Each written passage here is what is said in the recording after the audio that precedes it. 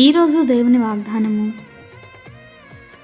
అయినను మనలను ప్రేమించిన వాని ద్వారా మనము వీటన్నిటిలో అత్యధిక విజయం పొందుచున్నాము. రోమీలకు రాసిన పత్రిక 8వ అధ్యాయము 37వ వచనము. దేవుడు మనలను ఎంతో ప్రేమించాడు. ఆయన ప్రేమ అపరిమితమైనది. అది అగాపే ప్రేమ. ఆ ప్రేమ మన కొరకు దేవుని విడిచి భూమికి వచ్చింది. మన పాపముల నిమిత్తము తానే బలి అయింది. ఆ ప్రేమ మన కొరకు మరణమును జయించి మానవ జాతి కొరకు విజయాన్ని తీసుకువచ్చింది. ఆ ప్రేమను విశ్వసించేవారే ఆ విజయాన్ని పొందుకుంటారు.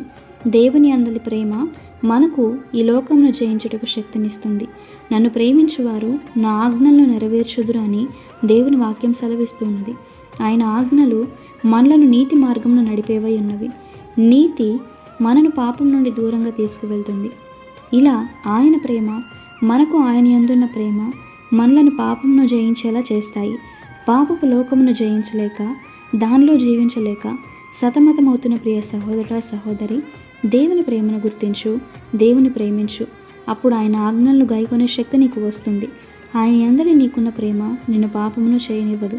ఆయనను ప్రేమించువారు ఆయన ఆజ్ఞలను గైకొంటారు. ఆయనను ప్రేమించువారు పాపమును ద్వేషిస్తారు. ఆయనను ప్రేమించువారు శత్రువును సైతం ప్రేమిస్తారు. ఆయనను ప్రేమించువారు లోకమునకు వేరై దేవునికి ఇష్టమైన జీవితాన్ని జీవిస్తారు. ఆయనను ప్రేమించువారు ఆయన మాటకు లోబడతారు. గనుక ఆయన ప్రేమను పొందుకోవడమే కాదు, ఆయనను ప్రేమించు, పాపంపై జయాన్ని పొందుకో. ప్రభు కృప మీకు తోడై ఉండును గాక. ప్రార్థన. దేవా, నీ వాగ్దానంలోకి నీకు వందనాలు. అయ్యా, నిన్ను ప్రేమించువారు నీ ఆజ్ఞలను నెరవేర్చి పాపమును జయిస్తారు. అయ్యా, మేమును నిన్ను ప్రేమించే వారముగా, లోకమును జయించే వారముగా ఉండే కృప దయచేయమని యేసు నామమున ప్రార్థిస్తూ ఉన్నాము తండ్రి. ఆమేన్.